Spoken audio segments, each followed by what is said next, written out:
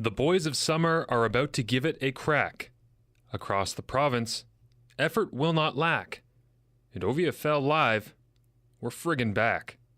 Let's do this thing! Light the candle! Hi, everybody! You're listening to OVFL Live, your radio home for OVFL scores, stories, and interviews with Marshall Ferguson.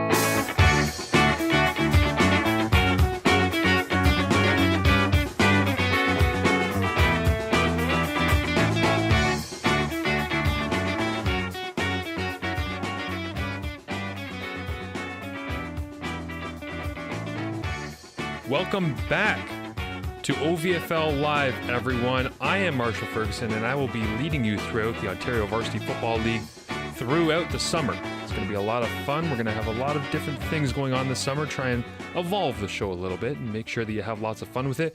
Should mention this summer right off the top, our presenting sponsor is Boston Pizza, Main Street West in Hamilton. Hey, we're local. We're in Hamilton, so we got to give the local guys some love. Boston Pizza is a huge supporter of youth athletics across the province, across the country, really, and they've decided to sign on with this show and to try and help us out and help us cover some transportation costs, get across the province, and make sure that we are there at the games when all the real good stuff is happening. So we thank them. They are also debuting a new summer food and drink lineup, including all sorts of fun summer sangrias for mom and dad after the football games, and a spicy steak and potato pizza as well. If you want to get your finger cooking on, you can do it online as well at bostonpizza.ca. What is this show about? What are you listening to? Why are you on YouTube? And why did you click on us? Why do you follow us on Twitter at OVFL_live? Well, it's all about the OVFL Live. Congrats, you figured it out. The Ontario Varsity Football League.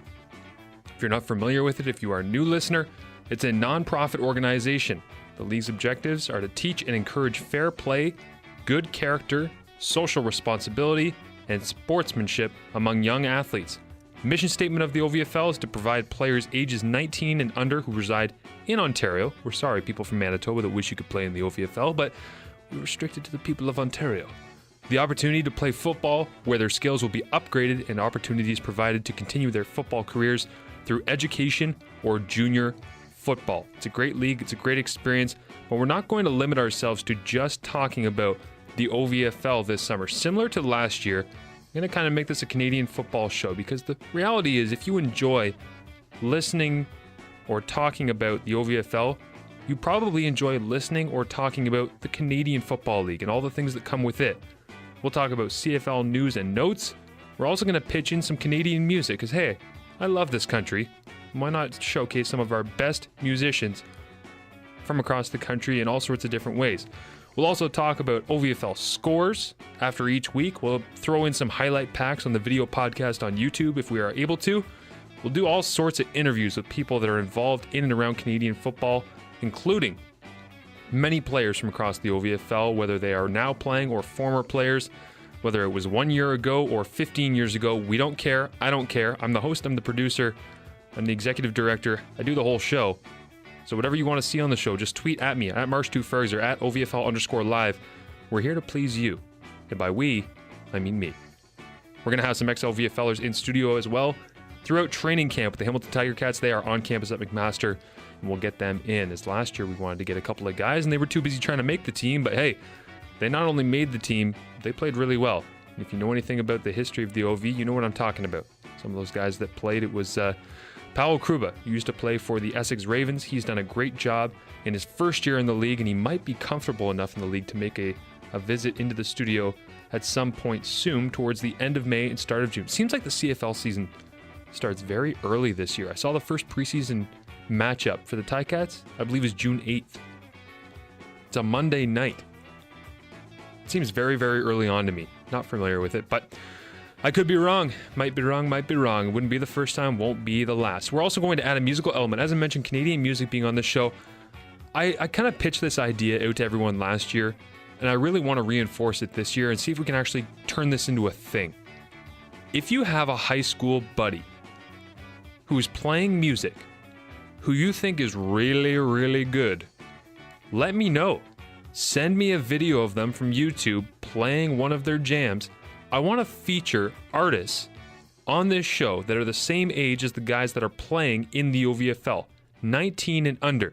If they are Canadian music, I can play it on this radio station, I can throw it on this podcast, and nobody will care because they know that they need to hear it and we need to share quality artistic expression. I always compare music, and you always say this, music stars want to be athletes, movie stars want to be athletes, and athletes want to be music and movie stars, right? Well, why not get some of your buddies some credit on a show that's talking about you? It's talking about your team and your league. Send the videos to me. I'll be sure to incorporate them. We're going to try and use 2 or 3 songs per show because I was in high school. When I was playing football, I was surrounded by amazing musical talent, and I don't think that I really understood or appreciated how great the talent surrounding me in high school. Because when you're in high school, you just go, oh yeah, that's Jimmy. He plays the guitar. Yeah, he sits in the hallway every day. And once in a while, he strums and it sounds okay. No, he actually sounds really, really good. And he probably will go on to be more successful than any of us doing anything because that's just the way that it seems to work half the time. So we want to get some music on the show this year. And I'm looking forward to your submissions because, not going to lie, there's really no off button on the submissions. I'm not going to turn much down unless it's got crazy swearing or maybe it's screamo or something. If it's just your generic buddy rocking out, love it. Let me know.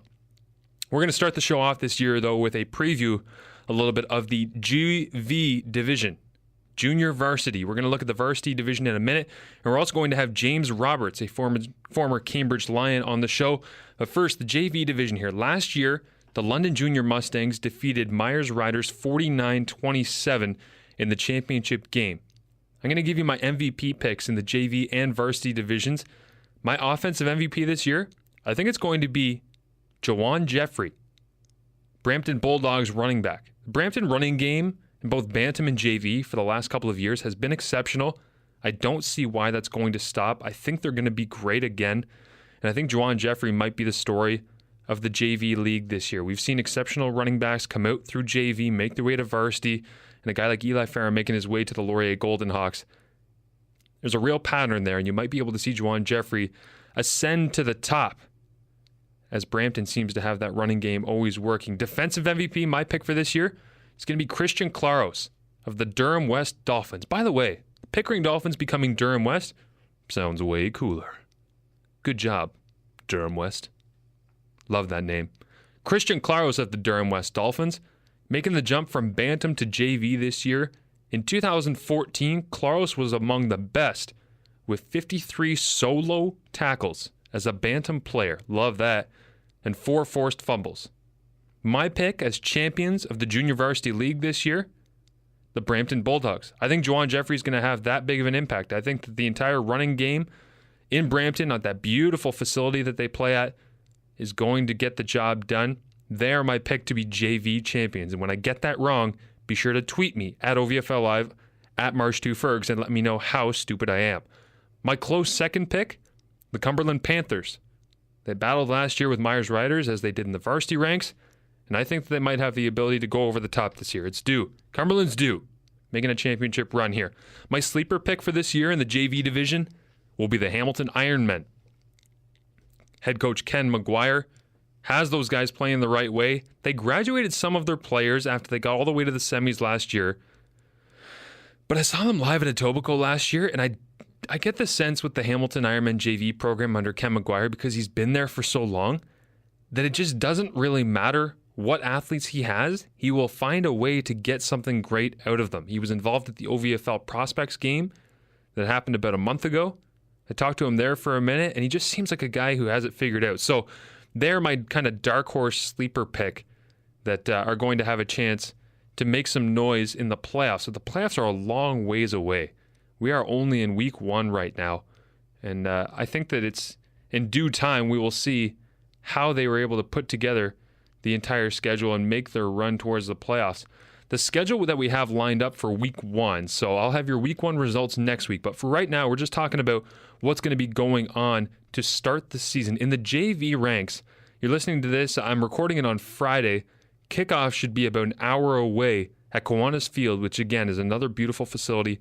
Niagara and Essex getting into it right away off the top. 2 of the best teams in the OV and the JV ranks getting after it right away.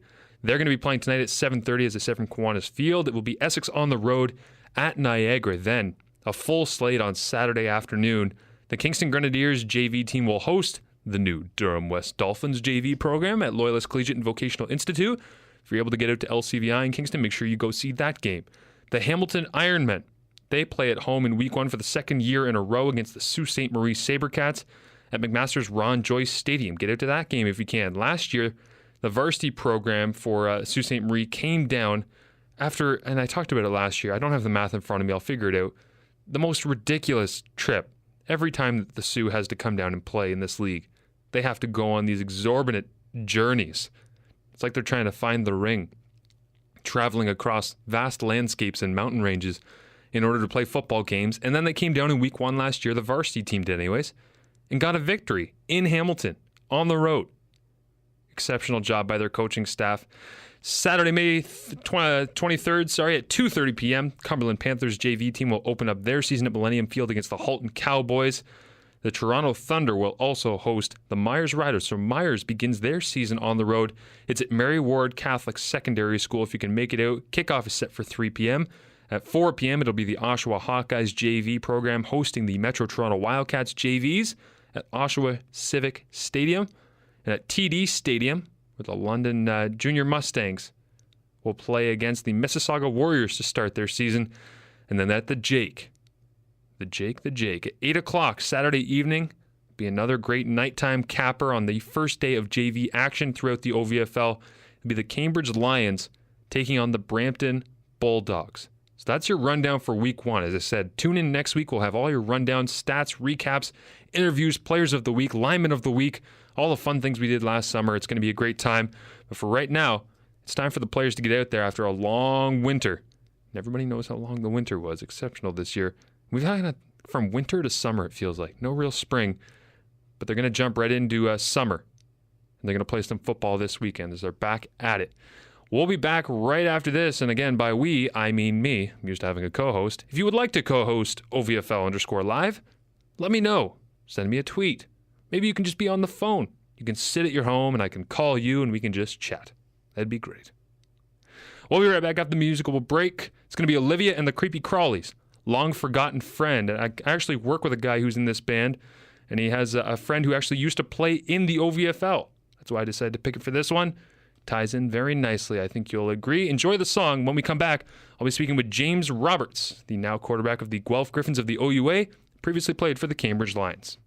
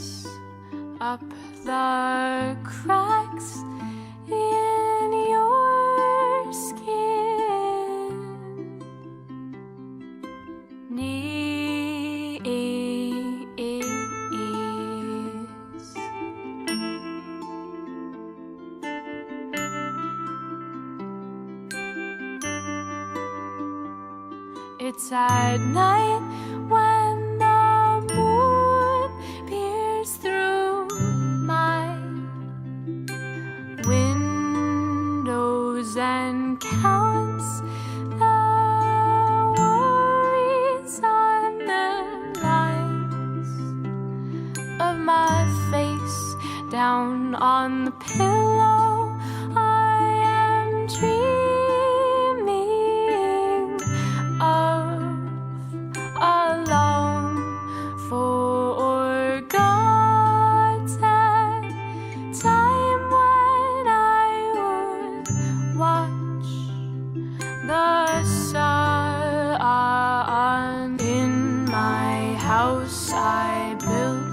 my home on the kitchen table and my bare bones freckles up and down my arms in the way I'd keep you safe from harm.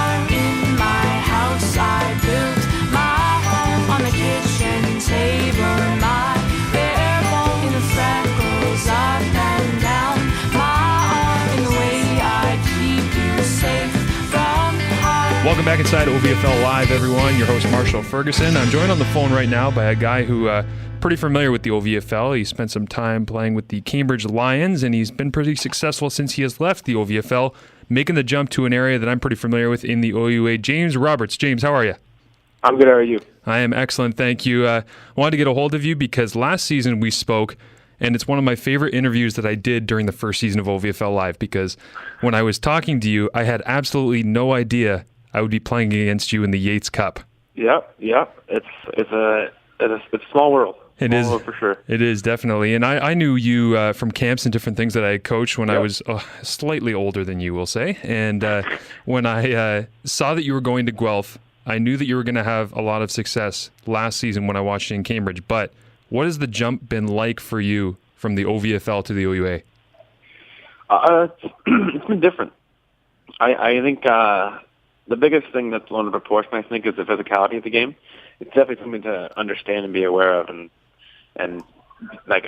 just monitor and make sure you're ready to go and compete in that level. But I think the biggest jump is mentally. And if you're not prepared mentally and you're not prepared and willing to put in the work to study up and watch film daily, then it's just kind of that thing that one little point that everyone needs and everyone needs to understand and use.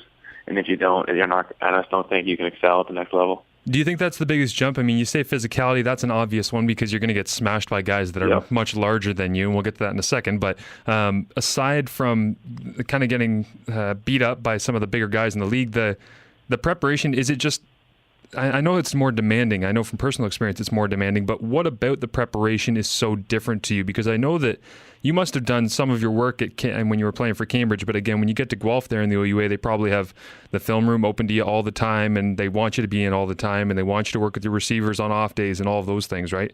Yep.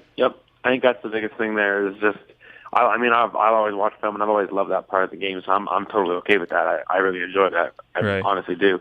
And I just think from the next level kind of observation, like you see other guys and see how they react and see what they do off the field, and then you can see it kind of transfer over.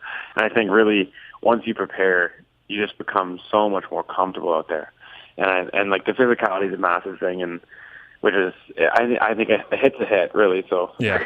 But if you're not prepared mentally, you just can't be relaxed and be able to play to your best ability almost. I think you can kind of see the guys that are confused on their plays, and you and me know from experience in playing the games where you'll see where they were in a miscue and they weren't in the right set, which caused them to make a mistake. Yeah, you were a first year. You're very young in that offense, yet being a quarterback, you're naturally put in a position where you're expected to be able to command your huddle and run everything and make sure everyone's in the right spot.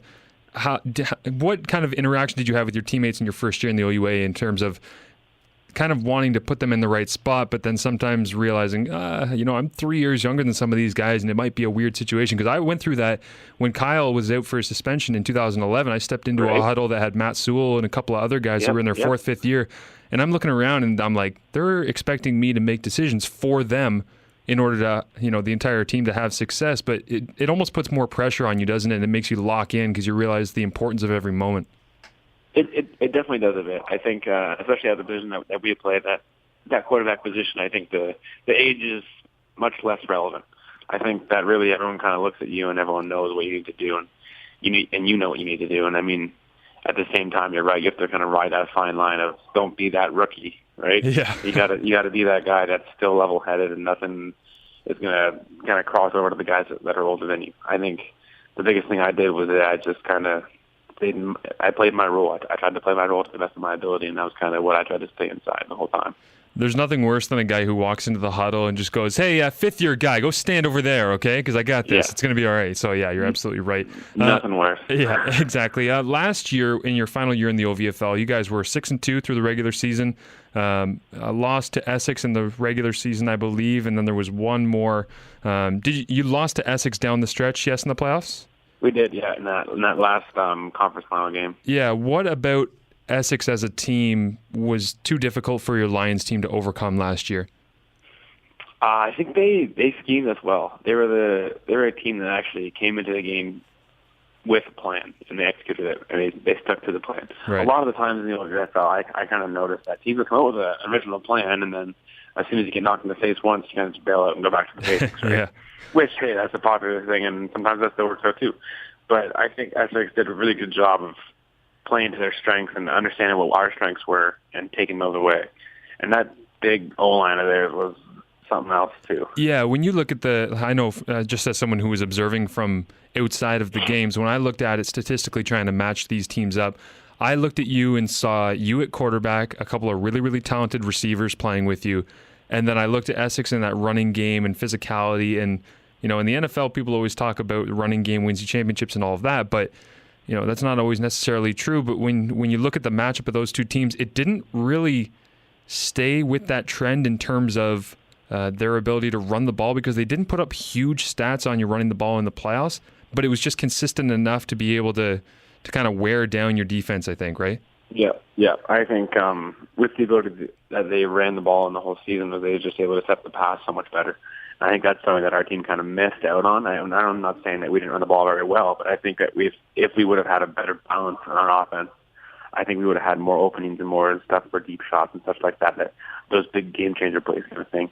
I remember they ran a lot of play action on us in that conference final, and hey, it's hard not to bite when the Elijah Farah runs for, what was it, like 2,000 or something that season? Like, holy jeez, right? So yeah, and he's over at Laurier now. So is he? Yep. Do you think he's going to get his shot to try and make some moves on some Griffin defenders in the next couple of years? Because that for a guy that's watched the OVFL the last couple of years, that would be a matchup I would love to see. Is you slinging it, going against him, pounding the ball? Hey, I'm sure he will. He's a hard-working kid, and he's a damn good player. And I wish nothing but the best for him, for sure. Dylan Campbell can't stay there forever, so when he does leave, I'm sure that Coach Mike Falls will have a variety of backs ready to make the jump in. You have the record in the OVFL for the longest completion, 109 yards, 2012, Cambridge Lions against Brampton. What the hell happened? Explain the play to me. Break it down. Where did you throw? Do you want to explain the play? All right. Okay. So shout out to Eric Cusimano, first of all. He's the receiver that caught the pass. So he played at Waterloo. I'm not sure if he's still there or not, but I've spoken to him in a little while. Okay. So we're playing in Brampton, and this is a year that it was my grade 12 year, was it? It was 2012, it says, so. 2012, yeah, okay. So I think that's my grade 12. So it's all a blur once you're in the OUA. Oh, yeah. It's all a blur. I think we were up 14-0 low at the time, and Brampton wasn't as good. We weren't playing very good on our side of the football. And classic OVFL, you see that saw blitz pressure, like no one's hiding nothing. You can see it about 10 minutes early. And we had a vertical on from field side slot, and we were on our own 1 yard line, and I was like, well, hey, I think you only got one spot to go here, and I better get it off quickly. So put it up in the air, and I think he threw up a stiff arm, and I kind of gave him the 2 or 3 yard separation, and then it was just off of the races. It's pretty sweet. So he did have to make one guy kind of miss to shake him off? For sure. Yeah. For sure. It was a sick play on his part, yeah. I remember actually running him down after I threw it and hitting him. Like, I full-on tackled him. The ref got pretty mad at me for the celly. I was so amped up. That's the old Brett Favre. That's one of the best celebrations a quarterback can do when you get in the end zone and throw down on him. That's beautiful. Tell me a play, not necessarily in the OV that you've had, but one just came to mind of my own career when I heard you talking about it, of a play where you throw it really short and it goes way longer than you expect it to, and you lose your mind because you know you're just picking up passing stats on absolutely doing nothing. Like you throw a check down and somebody goes house or something.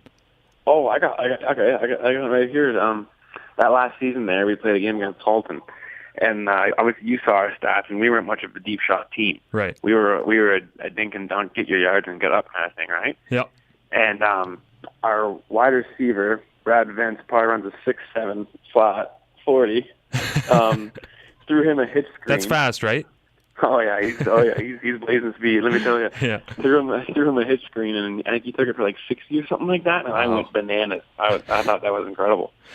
As a quarterback, that's definitely one of those situations where you're like, okay, let's just get the ball out of my hand quickly. What? And you just start sprinting down the field, and you have no idea what's going on.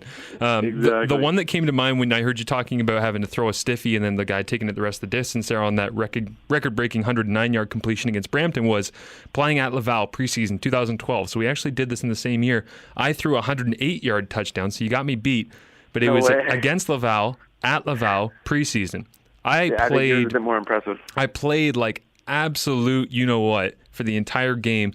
We're backed up on our 2-yard line or so, and we ran same thing, 4 verts going deep, and I basically didn't know what I was looking at because Laval was so confusing even in the preseason. So I dropped back looking to just chuck a bomb wherever I can find it. Then I'm like, you know what? I really just don't want to throw an interception at my own 30-yard line. So our running back checks out to the flats. Matt Kitt was his name, local Hamilton guy who actually played for the Ironmen for a couple of years here in the OVFL. Okay. Threw him a flat route. He might have caught it at the 4-yard line and about 10 yards away from me. It was one of those situations where you know there's certain guys that are coming to hit you and you just want the ball out of your hands, right? I'm sure you've been there as well. So got the ball out of my hands. I'm like, hey, here we go. Solid check down. That's the one time I've hit it all year. I get it to Matt Kitt. He runs towards the sideline and then he turns north as he hits the sideline. It was like a 90-degree cut. There was absolutely no angling to it at all. I don't know why he made it a 90-degree cut because there was nobody close to him, but they had all run off deep with the verts. And then for some reason, they don't teach geometry at Laval, and every player took the wrong angle. And he turned as he hit the sideline and hit the jets, which for Matt Kitt are good, but they're not exceptional. He hit the jets, and all of a sudden he was gone down the sideline, and we had a 108-yard touchdown. Now, I finished the game 5 of 18 for 120 yards and 1 touchdown. So you do the math. Take out that one completion, 4 of 17 for about 12 yards. So we've all had those, don't worry. Yeah, not my my most shining moment, but it's always fun to think about those ideas of things that have gone on in the past that you've had some fun with. What is a moment from your first season in the OUA, we'll go back to it for a second, that you'll kind of cherish as your favorite going forward? When you end up your career and you're done, what do you think you're going to look back on that first year and be, man, that was great? I think I'll probably say my first pass. I think I was lucky enough to get that first pass off to Alex Schratt in that UFC game for 6. I thought that was a pretty cool moment. Yeah. I mean, it was a pretty action-packed first year, but we didn't really get the result we wanted, right? And I don't think I can honestly say that one of those best moments was in the playoffs, right? It didn't really end up in the scenario. You know what I mean? If it would have ended differently, maybe that could have been. But I think for now, I think it'd be that first game I played.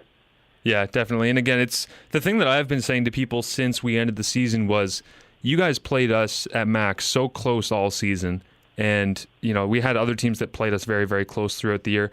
I would make the argument based on the run that we were able to go on that if it would have been different timing and other teams would have peaked, you would have had guys at Windsor that used to play for Essex that would have gone on a run towards the Vanier like we did. You would have had a variety of different teams that would have been able to make that run that we did towards the Vanier because we were all so tightly matched, and we all have the capability and the dangerous offense, mix of special teams and a little bit of defense here and there to be able to put together a run. So I really do think it could have been anybody, and you guys were right on the edge, and I'm sure you're going to have great success moving forward. But the OVFL, how many guys from your team at Cambridge moved on either with you to Guelph or guys went to other OUA teams?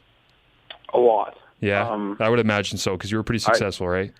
Yeah, a very good amount. I think as far as receivers go alone, I would say 4 or 5.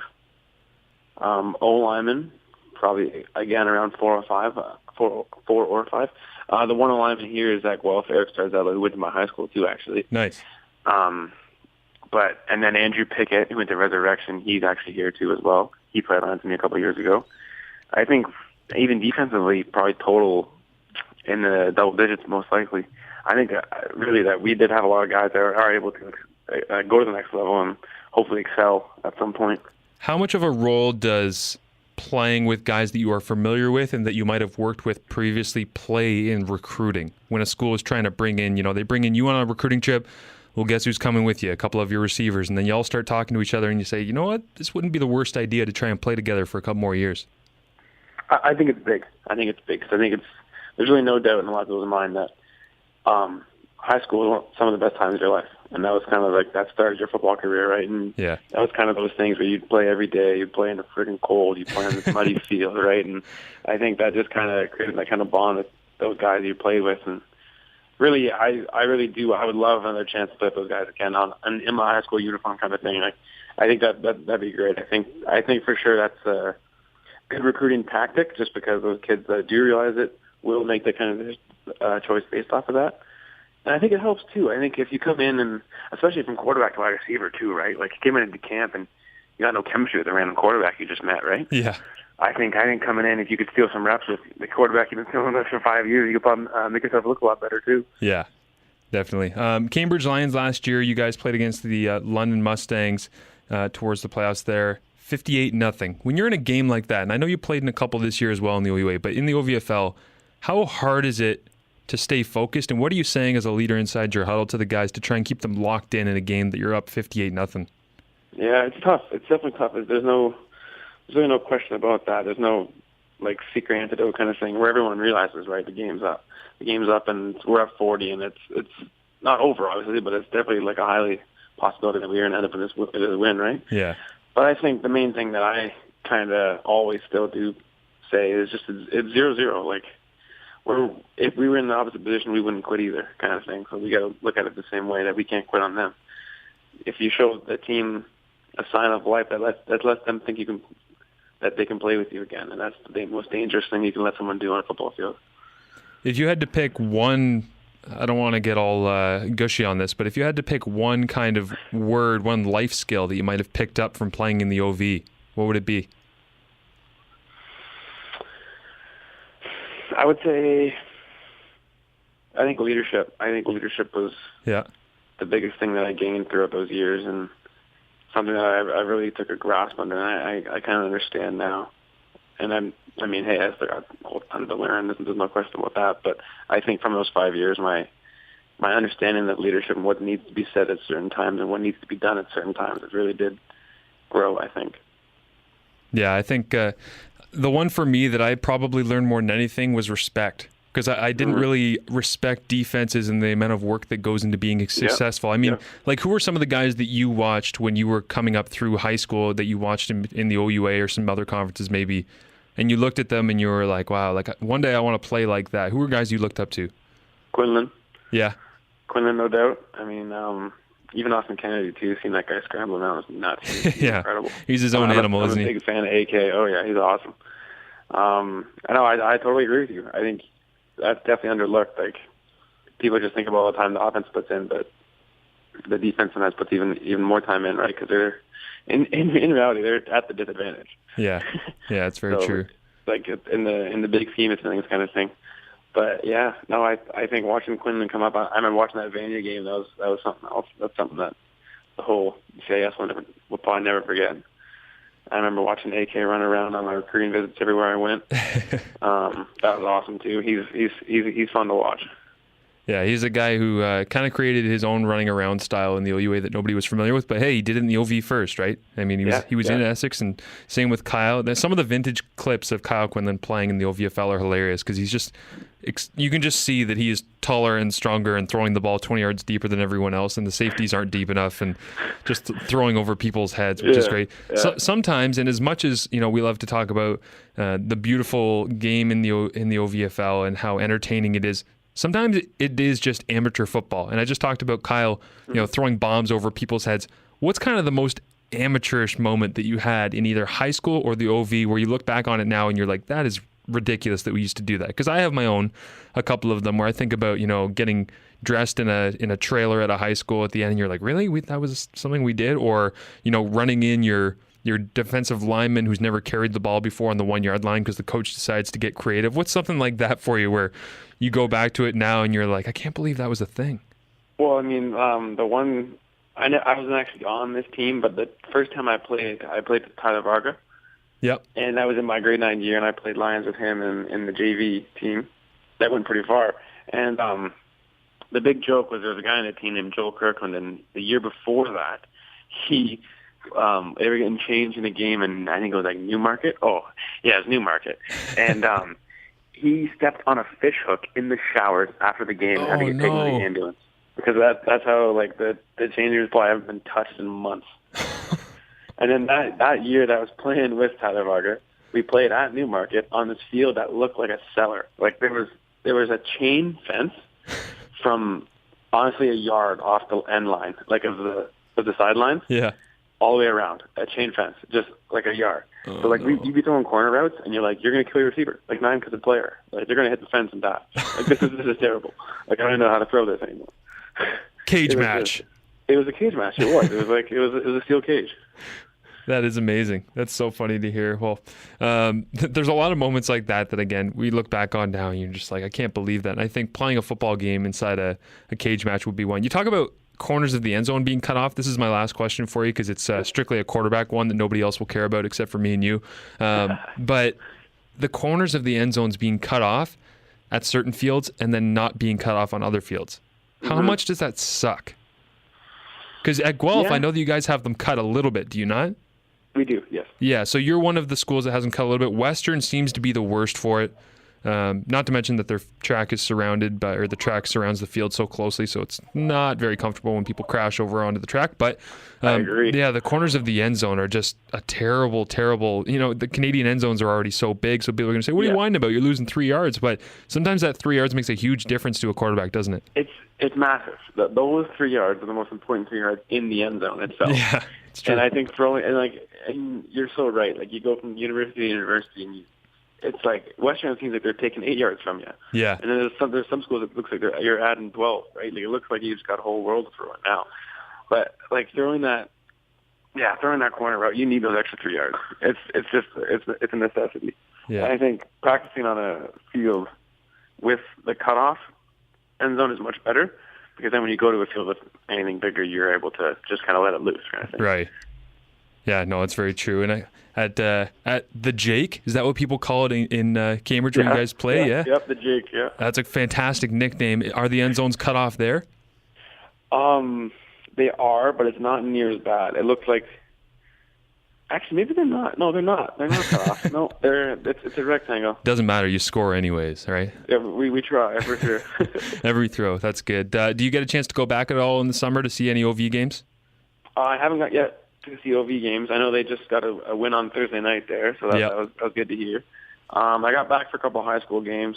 I'm going to try and get back for a couple of practices and just kind of go hang out and talk with the guys for sure. That's awesome. Well, you had great success in your first year in the OUA, but first you played in the OVFL, and you were a fun interview on last year. So I'm glad that we could get you again, James. And I'm sure I'll be talking to you on the OUA Today radio show because you're going to have great success again. And try to stay off of Vine, okay? Because I know that you're all famous now from being on when the backflip happened this past week, which anyone who is on social media will understand what role you played in a cool little clip. Yeah. So I appreciate you joining the show, buddy, and we'll talk to you soon, okay? Yeah, hey, thank you very much. I appreciate it. No worries. Anytime. That is James Roberts of the Cambridge Lions. We'll be right back, everyone, right after this. But first, we're going to hit you with a little musical break, as we promised off the top of the show. And this musical break is going to be Frank A.B. with Rural Alberta Advantage. Enjoy. My love, I will hold on to your touch till there's nothing left of us. Save you from this life in the cold weight and the Rockies touch won't take away our love. Save you from this life.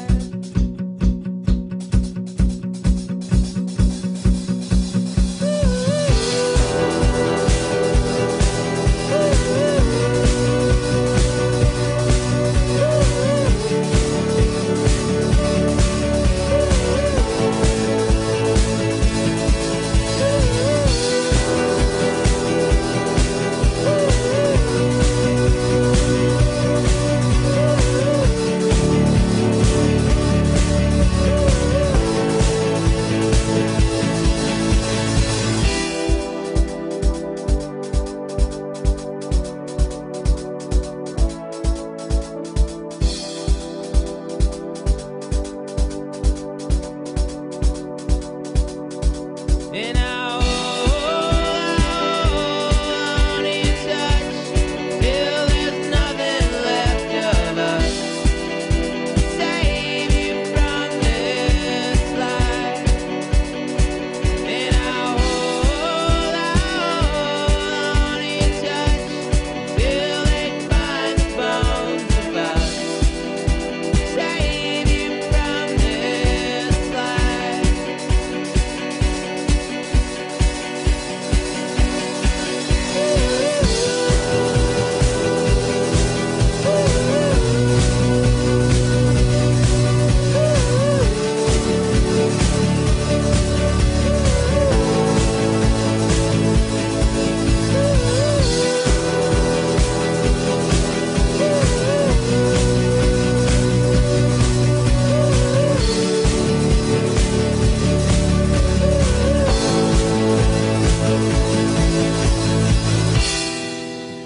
Under the rubble of the mountain that tumbled, I'll hold you forever. I'll hold you forever. And under the rubble of the mountain that tumbled, I'll hold you forever. I'll hold you forever. They'll build up another on the bodies of our brothers, and I'll love you forever.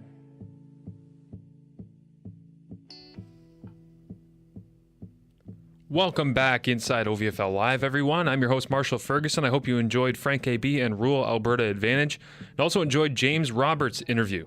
What a guy. So smooth. He's going to be a lot of fun to watch in the next couple of years, playing in CIS football. But don't forget, when he makes it big, he played for the Cambridge Lions in the OVFL.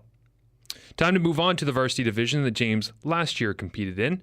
Going to preview it a little bit. Last year, 2014, the Myers Riders defeated the Essex Ravens 42-30 in the championship final. Here's my picks for this year. Offensive MVP, London Junior Mustangs running back number 22, Cole Cussman. I think he was overshadowed last year. Eli Farrow was the guy that everyone talked about, rightfully so. But Essex ran up the score in a couple of games, and that might have inflated Eli's stats a little bit.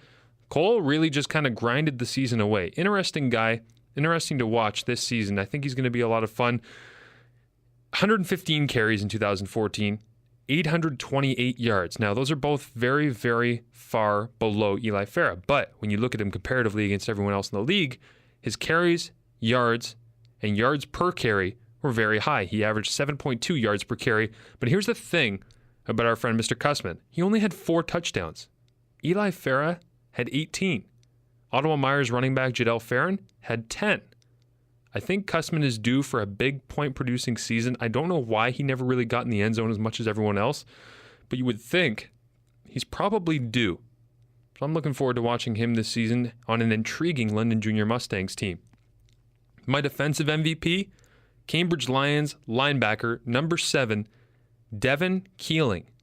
2014, Devin had 53 tackles, 48 of them solo. It's like 98% of this guy's tackles are solos. He's a striker. He had 1 sack, 2 forced fumbles, and 2 interceptions in 2014 as well in the OVFL season. Finished as the highest point getter in 2014, and I think he's going to be a repeat this year. The Jacob Hespler Hawks, so he plays on his home field in Cambridge. Linebacker offensive guard, also won the Doug Schuh Award as MVP of the Waterloo County Senior Football League this past year. He plays both ways. He's dominant on both sides of the ball. What I wouldn't give to be able to play quarterback when I played and also defensive back and just pick people off at will. It's amazing that people still are able to play 2 ways. I could never do it. My championship prediction for the Varsity League this year, it's a 3-peat for Ottawa Myers and head coach Max Palladino. I really think that they have all the pieces. They lose here and there, but the guys that they lose, they just bring in to coach the next generation. They have a great support system set up there at Ottawa Myers, and I think with Jaeger Pratt and Nick Gorgachuk on staff, they're going to be able to teach the young guys the next level of Ottawa Myers football. Plus, we all know Ottawa, they just replenish anyways, right? You always talk about teams retooling, not rebuilding. Well, it's a pretty good definition right there of the Ottawa Myers Riders. But number 85, wide receiver Philip Oloki, I think, is going to be a standout this year, regardless of who's throwing him the ball. With the systems they have in place, the support, and the playbook that's dominated the OVFL for the last couple of years at the varsity level, I think Ottawa Myers has the capability to win another championship and keep it in Ottawa. My close second of the year, I think it's going to be the Niagara Spears. I love what Coach Brian Duguay does down at Niagara. Last year was kind of my first exposure to going down to Kiwanis Field in St. Catharines and watching some of the games and enjoying seeing how football should be played, just team football, and so well put together. So many athletes on their team that have the ability to just strike in a moment's notice. I think that they have a real opportunity to take down Myers. It would be in the championship, obviously, because they are on opposite sides of the Adams and Weckes division, but they have a very real chance to be able to do that. And my sleeper pick this year, and you might as well just call this the completely biased pick, the Kingston Grenadiers. Dylan Fisher is committed to St. Francis Xavier, St. FX out east. He'll be going to Antigonish. He's a great quarterback. He's surrounded by solid targets. Jeremy Pendergast, Chase Peck. He's got a good running back in Connor Burtonshaw, who'll be running the rock for him. Mark McGee, my old high school offensive coordinator and quarterback coach, is the head coach of the Kingston Grenadiers varsity program. If there's any bias involved, just let me know on Twitter that you dislike the fact that I talk so much about Kingston. I will try not to, but it's in my blood. It's tough not to, and I wish Mark all the best as he is involved himself in the Queen's coaching staff as well. So he might have picked up some things from being around the Gales, and now he's trying to push these young varsity squad for the Kingston Grenadiers over the hump.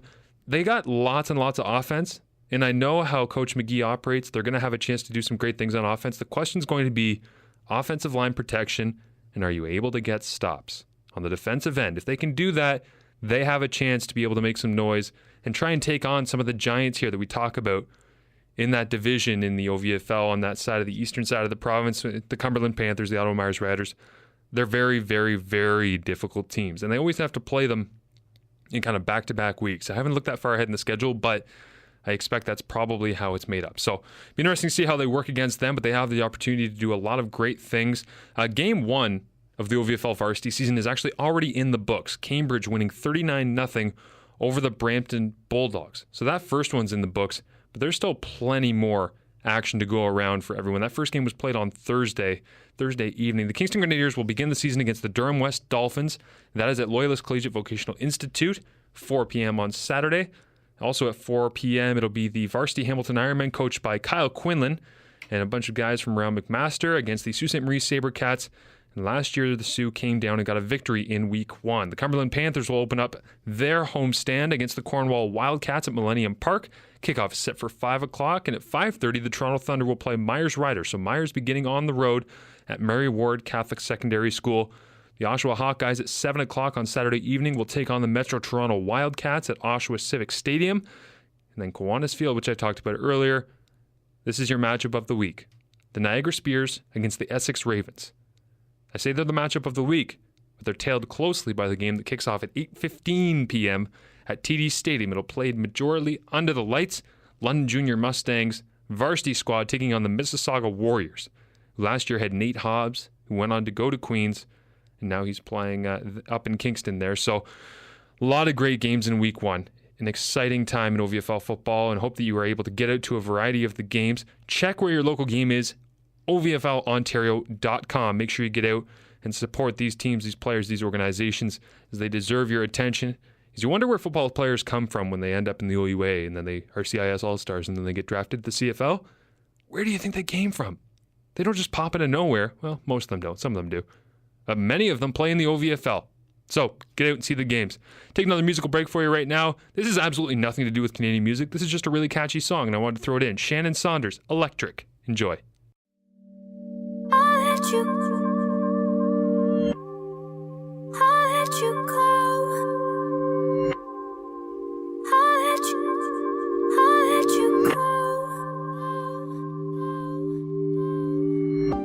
Roses and diamonds, you and I.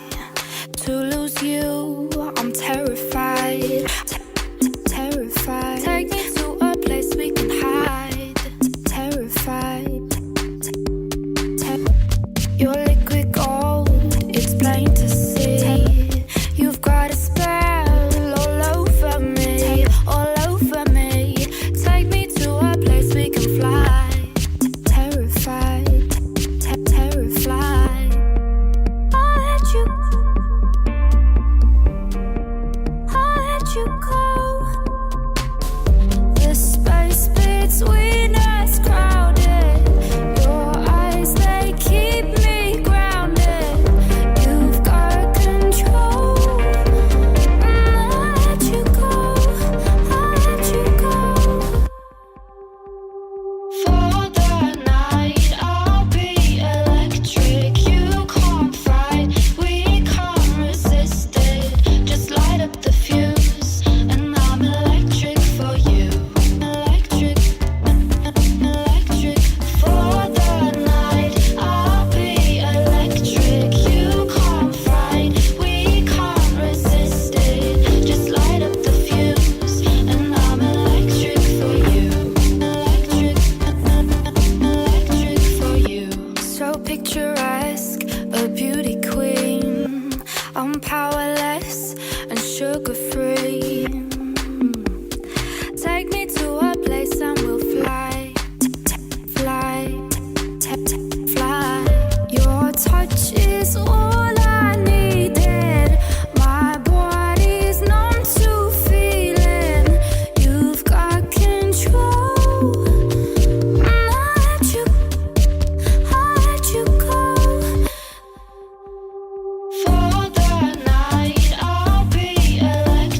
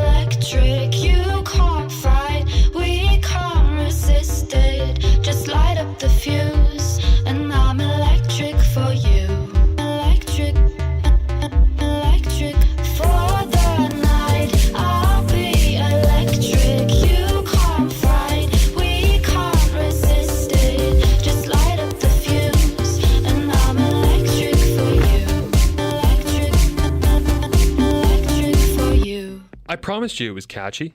I wouldn't lie to you. Shannon Saunders, Electric. That's a great song. You know what else is electric? A guy getting signed into the CFL that everyone wants to talk about. News and notes from around the CFL to end off the show today. Michael Sam signing with the Montreal Alouettes. Kind of controversial to some people. I think it's a fantastic story, as do 99% of people out there. I love that the CFL, the place that we call home, is so accepting and understands the quality of player above all else. It's one of the things we should be proud about. It's one of the things that I think shines through in the OVFL as well. Everyone is accepted. It's a family environment, and everybody just wants to play and get better.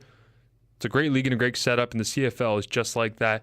If Chad Johnson comes back to the Montreal Alouettes, which I don't know what his contract status or what he's doing, if he's off just spending money or having cranberry juice at clubs, Montreal Alouettes will have 2 Dancing with the Stars athletes on one team. First time in CFL history. That'd be a lot of fun. Michael Sam, at Michael Sam NFL is his Twitter handle. I wonder if he'll change it to at Michael Sam CFL. You would have to think that would be a logical choice. Tweeted, I'm very excited and proud to be joining at MTL Alouettes. Cannot wait to get back on the field and bring a Grey Cup to Montreal. Bruce Arthur, Toronto Star sports columnist, tweeted saying, good luck to Michael Sam in the CFL. It's a cool day. I think that's kind of the sentiment of a lot of people. It's just like, it just feels right. It's just great. The new commissioner of the Canadian Football League, Jeffrey Poor-George, says, congratulations to the Montreal Alouettes on the signing of Michael Sam. Our players come to us from different places, different walks of life, and ultimately they take different paths to get to our fields.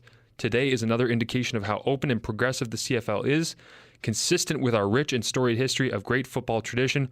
Welcome to Montreal, Michael. Now here's the thing though. Doug Smith, at Smith Raps on Twitter, the Raptors beat writer for the Toronto Star, tweeted saying, why isn't the only story about Michael Sam that the Owls have signed an ex-NFLer? Well, that might be stretching it. He was in the NFL for a very short period of time. He was in mini camps. But nevertheless, that's kind of the question that I've always had in my own head is, why is this such a need to talk about? Is it just the fact that CNN decided to cover it, that it became this big issue that we all needed to have smacked across our face that, wow, Michael Sam is gay. He openly came out. He's the first. Well, it is kind of groundbreaking, and it might change some dynamics in locker rooms. He's a football player. I had someone come up to me in the halls of McMaster one time that were doing a sports psychology study, I believe. And they said, hi, can we talk to you for a minute? And I said, yeah, sure. They shoved a camera in my face and they said, who's Michael Sam? I said, well, he's a pretty big inside linebacker. He played for the Missouri Tigers. He was the SEC West Defensive Player of the Year, I believe, in 2014. He's a real good two-way player. Might have to change his speed a little bit. I mean, his 40 dropped to around 4.99 after he ran about a 4.7. But he was drafted recently, late rounds by, I believe, the St. Louis Rams, and then he was cut and signed by the Dallas Cowboys. He's got a real chance to make a roster. And they looked at me and waited. I didn't say anything. I didn't have to. You don't have to bring it up when you're talking about Michael Sam. If you'd like to, that's your choice. It's a prerogative. Congratulations, you'd like to bring it up. There's a lot of people in the United States who have said, openly gay football player decides to make trip to the CFL. It's like, should we start every tweet from that reporter saying, openly straight reporter Marshall Ferguson reports that openly gay, like we don't have to identify people based on their preferences. So it's groundbreaking. It's an interesting story. It'll be fun to follow throughout the season because I'm sure there'll be lots of cameras. But if he shows up and he plays good football, then we're not talking about this. We're talking about a great player, which he was at Missouri. The conversation we're really having is about opportunity. And we don't really need to declare his sexuality in order to talk about the opportunity that he has in the CFL that he was not granted in the NFL. Now, maybe why we're having this conversation? His accomplishments were enough to make an NFL roster, right? There was not many other SEC West Defensive Players of the Year who did not make an NFL roster in recent history. Maybe he's only available to have this opportunity because his accomplishments weren't enough because the league was prejudiced against him. That's the basic conversation that everyone is having. Would he be available to the CFL without his accomplishments? I'm not really one to say. The Argos are also sold to Bell Media and Larry Tannenbaum. They will be moving to BMO Field in 2050. Nope, one more year down at Skydome. Great. Why can't they just get that done and move the team right away? I'll try to have someone on the show next week to figure that out and talk about what the situation will be. A lot of great journalists out there writing articles on the Argos' current situation, but happy to see them one step closer to getting out the door of being in the coffin that is Skydome, the emotionless cemetery made of concrete where no one shall enter. Several ex-OVFL players also taken in the CFL draft recently. Next week, we'll tackle the issue of whether or not it is okay to be able to play in the CFL after testing positive in the CIS. There's a couple of guys that got drafted into the CFL that tested positive less than 2 weeks earlier, and there's really no protocol in place. You might get a hint from that little setup. What my opinion is on it, I'll try to find someone smarter than me to tackle that issue with. For right now, I thank you for tuning into OVFL Live, the first episode of 2015. It's going to be a great summer. There's tons of games. Get out to the games, enjoy them, and support the clubs, as I said earlier. And I'm going to leave you right now on the video podcast side with my video pick of the week. If you haven't seen it already, you should. Ticats wide receiver, slot back, special guy, Andy Fantus sets a world record for one-handed catches. Thank you for joining, everyone. I'm Marshall Ferguson, and I will see you back on the show next week. Fantus, slot back for the Hamilton Tiger Cats. And I'm going to go for the most one-handed catches in a minute. Okay, let's go. Let's roll.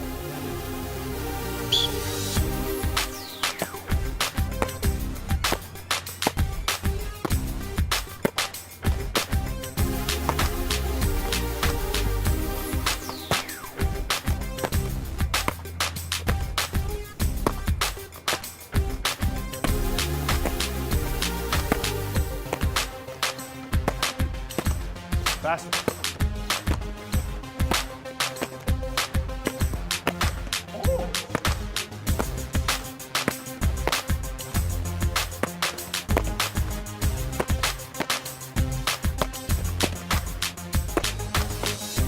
Faster.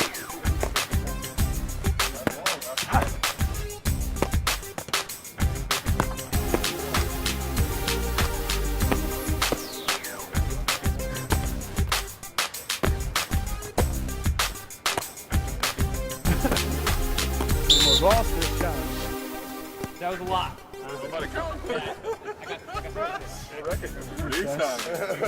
Thanks. Only dropped a couple that time.